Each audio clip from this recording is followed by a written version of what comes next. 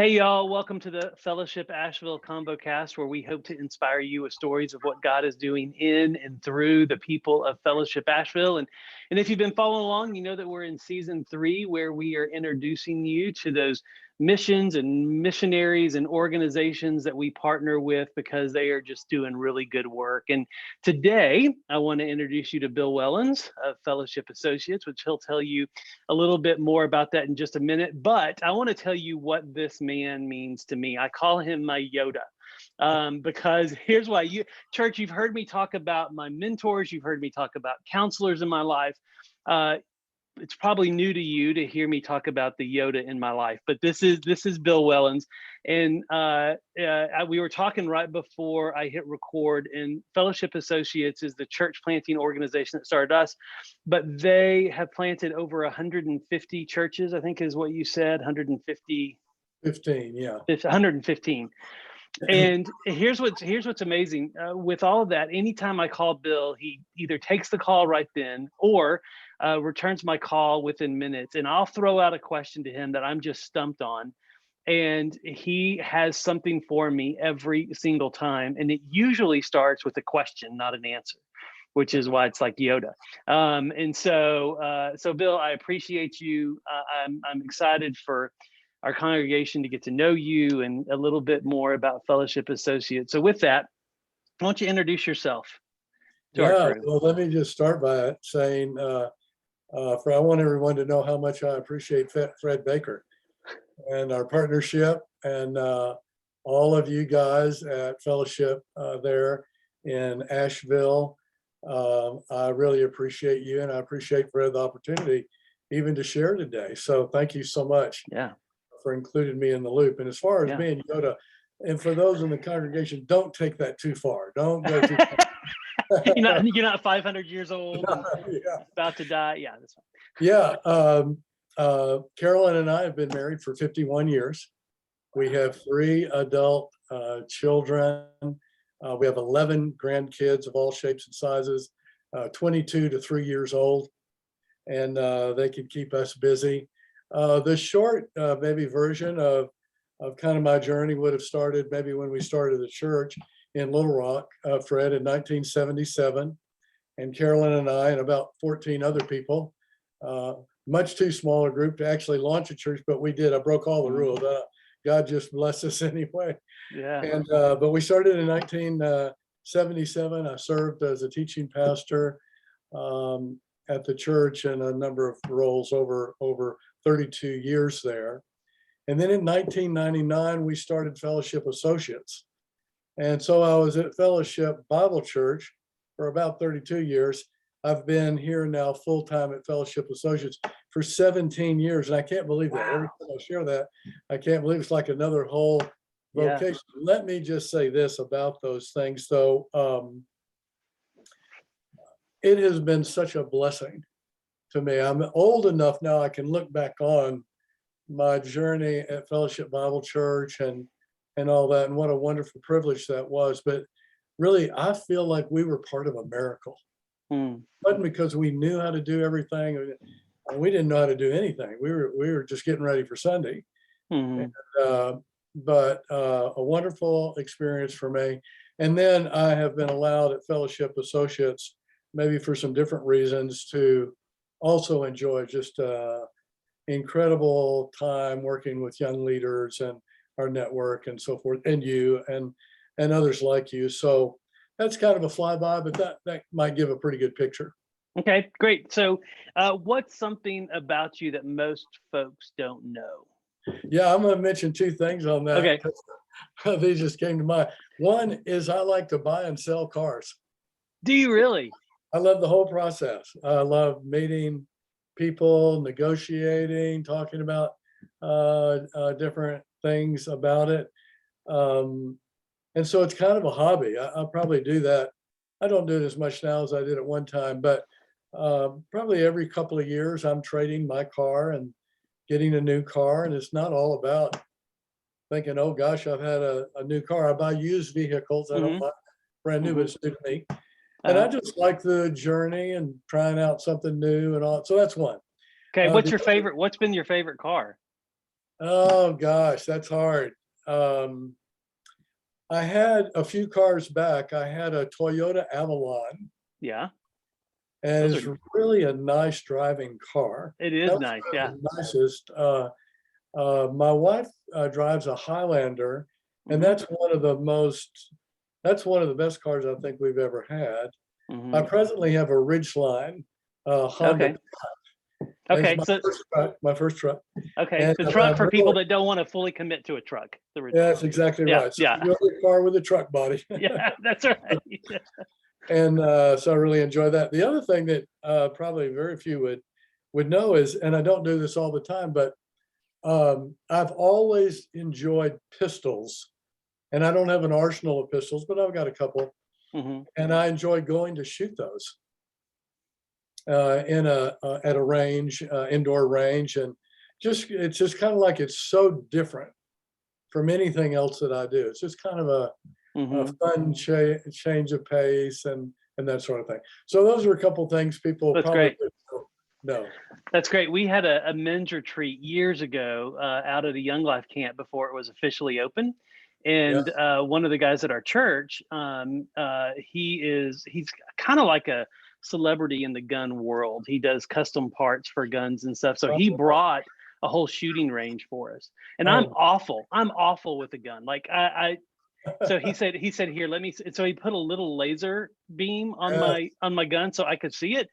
I thought everybody could see the little red dot, and apparently not, because people, like, I would just aim, and the little dot hits the bullseye, so you fire and the bullet Yeah. goes right into the bullseye. Yeah. And everybody was like, "You are an incredible shot," and I was like, "No, it's the because I would like literally stand and go choo right across the targets, and they just thought I was some eagle eye. I am not. I am not. Oh, that's great. Well, Bill, okay, so if you started the church in 70, how did you come to know Jesus? What led you into the church planting world to begin with? Yeah. Okay.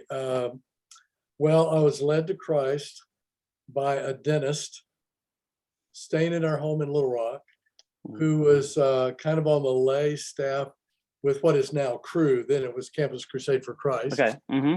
And of course, he shared the 4 spiritual laws with me, and I prayed to receive Christ in my den at Mm. home.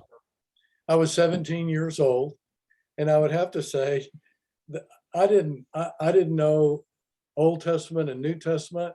I didn't know hardly anything about the Bible. I didn't know anything about it'd be nice to be discipled after that. I didn't Mm-hmm. know anything. And but I did know that I was sincere in my decision and all. Mm-hmm. But I would say for the next 4 years, in the absence of any even knowing about needing to grow and mature in my faith, um, I probably had one foot in kind of the Jesus world and one foot into the other world. And so from a junior in high school to almost a junior in college, I kind of lived that way. Mm-hmm. A little bit here, a little bit there. But I had a second decision, which I think was probably much more heartfelt and much more deeply experienced by me. And that started a relationship with someone. I was at the University of Arkansas at the time. And he said, well, why don't you come join the Bible study? And so I went to join the Bible study, to get discipled and all that. Mm-hmm. Had my Bible and all that. I didn't know where anything was or anything else, but I had that, and I walked in. It was in, and he was talking about Romans chapter 7. Mm. And Romans chapter 7 is about Paul saying, "I do the very thing I don't want to Yeah. do." Yeah, and I was going, "Man, is this bullseye on me?" Right. And so it was a great, great Wow. beginning. And then it's like the Lord just opened my eyes to the scriptures um, and all of that. And I was involved in a marriage and family ministry for about 3 or 4 years down in Dallas, Texas. And while I was involved in that, I had the opportunity. I was like a fly on the wall, Fred. Young couple, my wife and I were young, and frankly, the ministry was wonderful for us. And I was Mm-hmm. doing kind of admin, promoting, and stuff like that. But one night we were at dinner, and these couples had been about 10 years older than me, had been meeting for some time to start what they called a first century church in the 20th century. Okay. Nice tagline. Yeah, 1972. And so we started, and so we just are thrown right into that. I had never heard of church planting, but I remember thinking that might be the coolest thing I've ever heard about in my life. Hmm. So we started Fellowship Bible Church in Dallas and hired Gene Getz. And Gene came and led the church, and I'm sure you know of him today. And we became good friends and all. And that church actually sort of, I guess, commissioned us in a way, or to start the church in Little Rock. So it was that experience that kind of lit a fire in me, because it's like you're going, man, Lord willing, why would you want anything less than what you experienced? It was a great community, body life, great training for the kids, good teaching. And we were all over the place. We were, it was, back then, you didn't hear about a church plant. But I mean, no one was talking. There's no networks, no information, no books being written, nothing. Yeah. And, but that would have been my spiritual journey that eventually left me to saying, I think we need to start a church in Little Rock. I think there's a need. Yeah. So tell us about that. Tell us about starting the church in Little Rock, and then how that evolved into Fellowship Associates and what Sure. Fellowship Associates is. Yeah. Well, we were, my wife and I were actually attending a Bible church. It may have been the only Bible church in Little Rock at that time. We're going back now. And, Little Rock is a social, denominational Bible church community, and there's nothing wrong with any of that. But that's kind of, so for openers, what is a Fellowship Bible Church? But anyway, we were visiting this Bible church, and the pastor there was a great guy, good friend, Dallas Seminary grad, and we had been there for a year or so. And I went to him and I said, Bud, we love the church, we love everybody here, but we really feel like God is putting on our hearts to start a church. We're not going to ask any of your people to join us. If they come to us and want to, we're going to send them to you, and they need to explain why God is leading them to do that, not just getting recruited or something like that. And so for a year, a small group of us met in a house church, a home, and we prayed together, and we read some books like, I don't know if you know of this book or remember it, maybe Ray Stedman's book, Body Life. It cost 95 cents. I still have my book. Oh, wow. We went through that, and then Getz came out with a book called Sharpening the Focus of the Church. And we read that, and we were studying some passages in the scriptures and all, and prayed for a whole year. While we were doing that, on Sunday, we went to North Little Rock to a church, a good friend of ours, and said, hey, this is what we're doing. I said, yeah, oh man, come on. That's exciting. And after a year, I still remember all of us sitting around in a dining room, kind of in a circle. And it's kind of like, are you in or no? Is it a legitimate need or no? And of course, 100% said, yes, we need to do this thing. Wow. So we started in a small private school. We had no money, so we bartered. We painted the fence, we mowed the yard, we cleaned up the trash, we painted the gym, all kinds of things like that. Oh, that's brilliant. And brilliant. We had 30 people. We had tons of kids, so all of our core group were in the back, right? Everybody does it. With all the kids. We had about 30 people in the first service. And our big vision was that, man, maybe someday we could grow to 200 people. And then if we did, maybe we could help start some other churches around Central Arkansas. I say that because the DNA to give away whatever God would give to us was there. And the idea of planting churches was something we really hoped to be able to do someday from those early beginnings. And then, of course, God had a much different idea for us, and we started growing really fast. There was an incredible need for the kind of church that we were planting.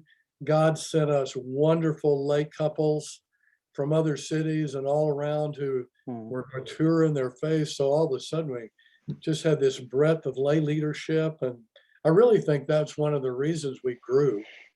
I don't think it was us because we were so smart and so talented at everything. I really think that God gave us a a growing nucleus of people who really owned what God called us out to do. Yeah. And so That's so key. What's funny, let's say funny. What's interesting about that is for people that are listening that have been a part of Fellowship Asheville since the beginning, doesn't all that sound so familiar? Like, except for the bartering part, we didn't barter. We just didn't think of it. That's brilliant. We were meeting at the Y, and did work for them, but we didn't think about exchanging that for rent money. But God did the same thing here. Brought really, really equipped lay leaders to equip others. And it grew because of that, because it certainly wasn't because we knew what we were doing, because we didn't. Likewise. Yeah. Totally. So fast forward to Fellowship Associates. So you have this growing church, and just so people know, Fellowship Little Rock is now how big? The church now is about 4,000 people. At one time it was almost 6,000, but we've planted churches out of Fellowship.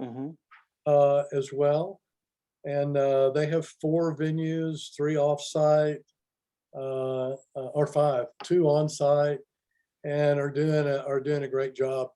But I came over here in 2005, and my transition was really great. I think one of the things I learned, and again, I've never transitioned from a full-time job before, but one of the things I learned is that God really called me to work with young leaders and church leaders.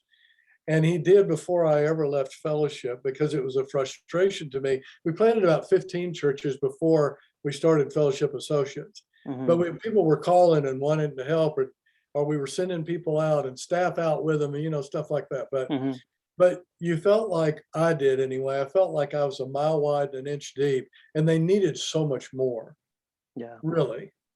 And that was frustrating to me. And so I just think God began to put that on my heart. So I knew where I was going and why. It kind of got to the point where I wasn't guessing.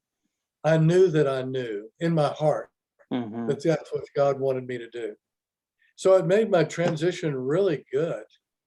And it was we celebrated and all that kind of stuff. And I came over here and hit the ground trying to bring some organization, a different thing, not too much, but enough, and began working with church planners.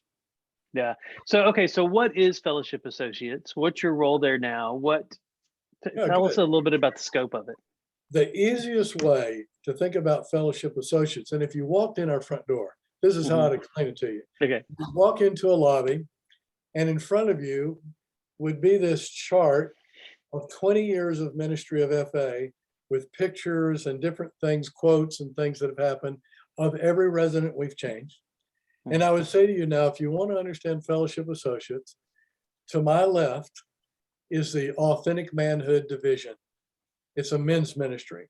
And the Great Adventure, Men's Fraternity, Series 33, all of those things have been developed there and sent out from there and that sort of thing. So that's part of what we do. So it's a manhood ministry. Then on this side is the Leadership Residency program for church planters. And that's where I office, and that's what I give direction to. So I work with the residents every year. We have other mentors, but I work with them every year, and then with our network itself as well. Okay. So Fellowship Asheville, just so you know, Fellowship Associates planted Fellowship Jackson, Tennessee. You've heard me talk about being from Jackson, Tennessee. Jackson, Tennessee planted Fellowship Asheville. So we are essentially a grandchild church from Fellowship Little Rock, from Fellowship Associates, but our partnership is really, really close and tight, which is great. Yeah, and we love that. And while we're on that, Fred, I just want the congregation to know what a great partner you guys have been from day one. A lot of things have happened since then. It's an understatement. Yeah. And so you've been such a good partner, faithful. We appreciate your support and your financial support and your partnership. And I may have mentioned this earlier, but I'll say it again. I want everyone at the church, when I think about you guys, I think about your faithfulness Mm. your courage, your consistency, you're hanging in there, you're fighting through all the church planting is hard. It's a glorious adventure for the Lord, but it's very difficult. And I just want to say thank you. I appreciate you. But when I think about Fellowship Asheville, that's what I think about. Oh, well, thanks. Thanks. Yeah, That's awesome. That's awesome. yeah. What does a good day look like for you in your job? What makes you light up? The thing that gives me most joy would be to help you win, Hmm. or to help our residents win in what God is calling them to do. Maybe close second to that, because one of the themes, as you know, of our training is in self-awareness. Hmm.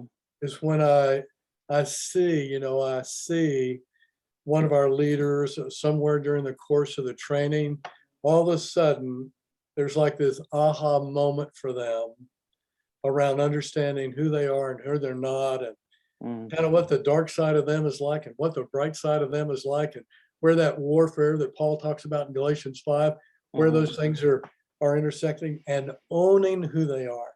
Yeah.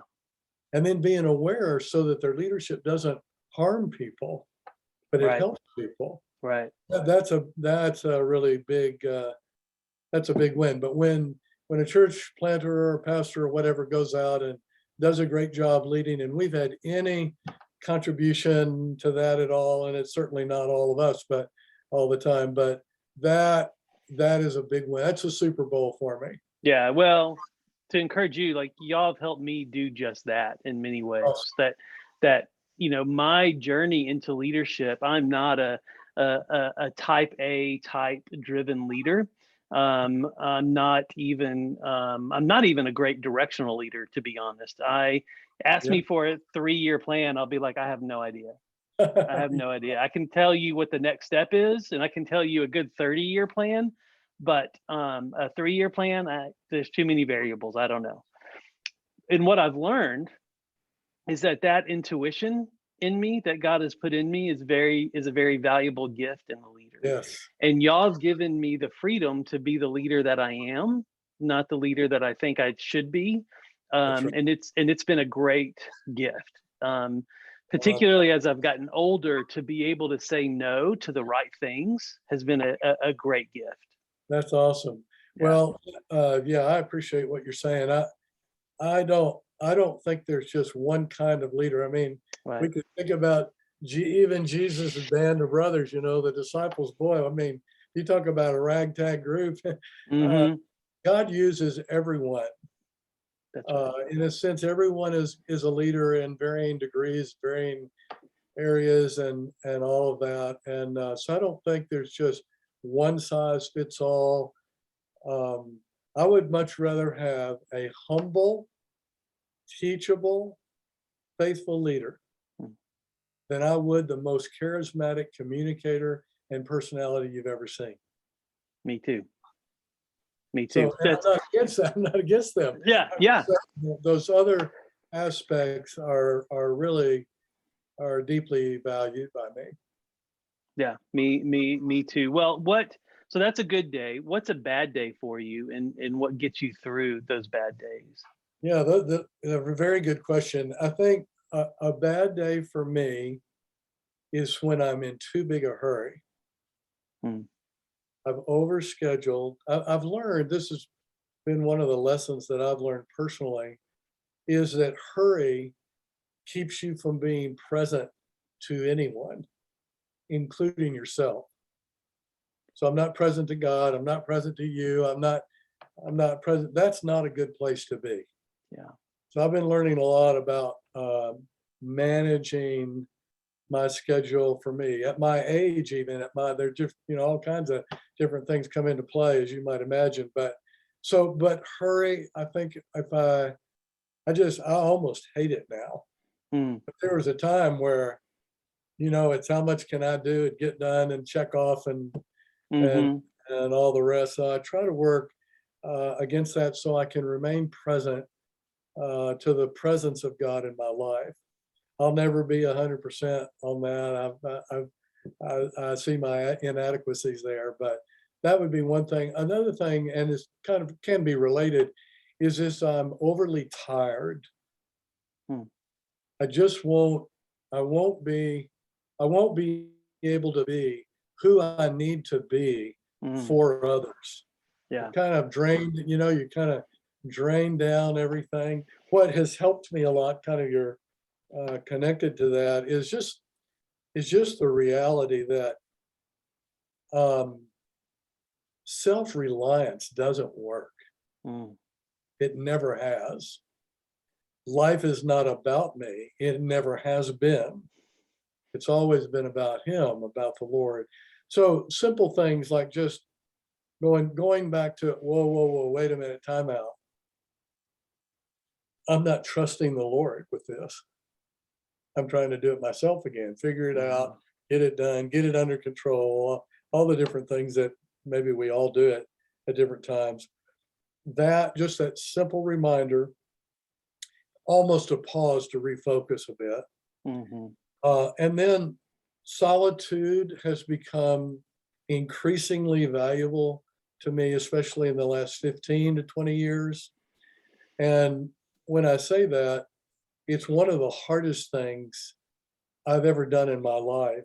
And just so everyone knows, so it doesn't sound too a little platitudinous or something. When I started out and wanting to kind of move into those waters more and more, because when I was a young man, I was way too busy for that.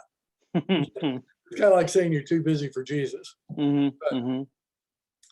I started praying that God would give me a desire to desire, It's a great prayer. want to, a delight to delight in doing so.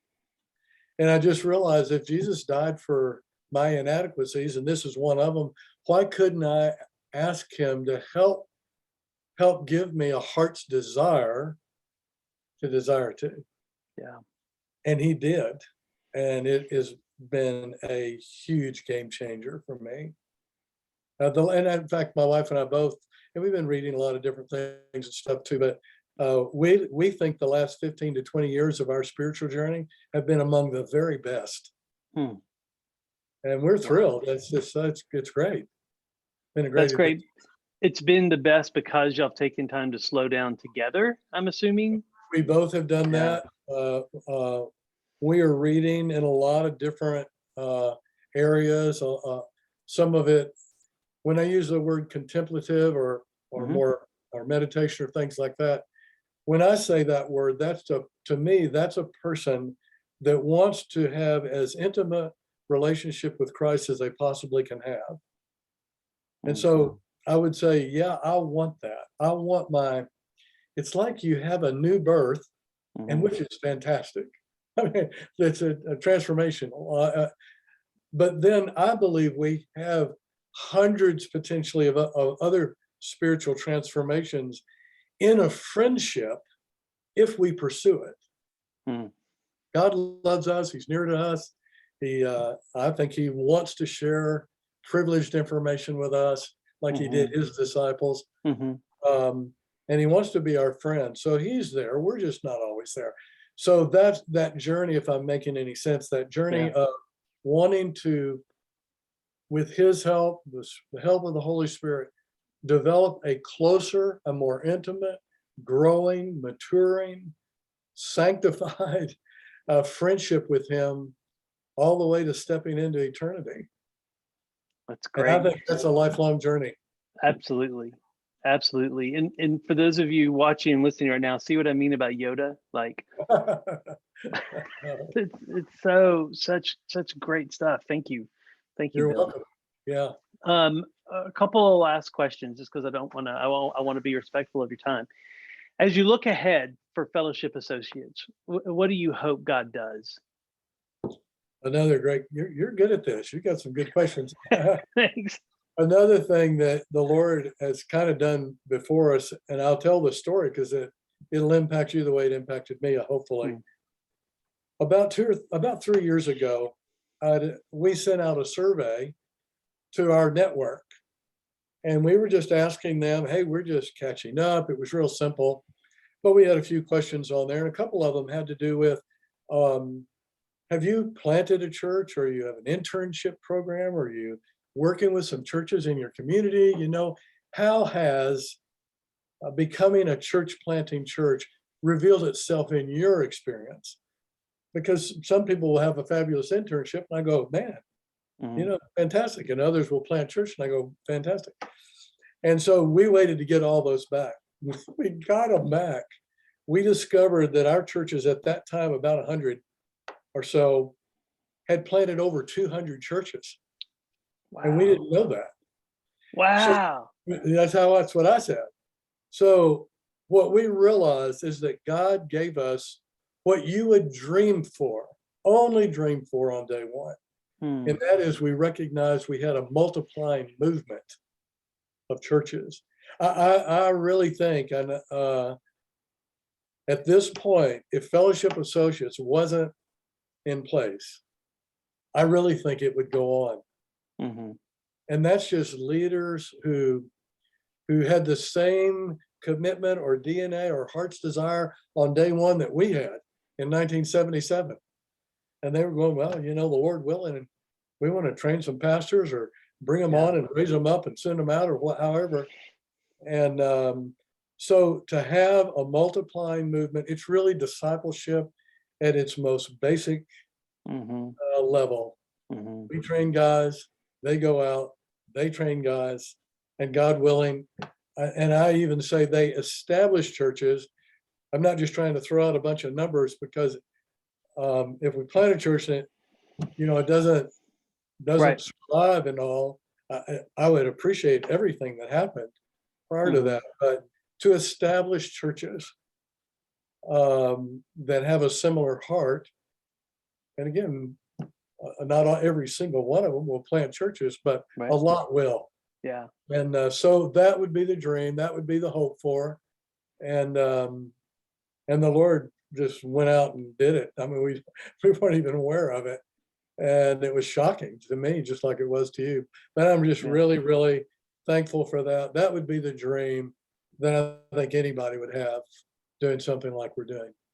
Yeah, that's great. God, we feel like God's given us a vision here to plant 3 churches here in Western North Carolina. Fantastic. And then I'll leave it to the next leaders to figure out what's after that. But those 3, we've started one, and it's deepening its roots and trying to get established. It launched right before COVID, and the struggle with that, and Fellowship Weaverville, and but they're holding on.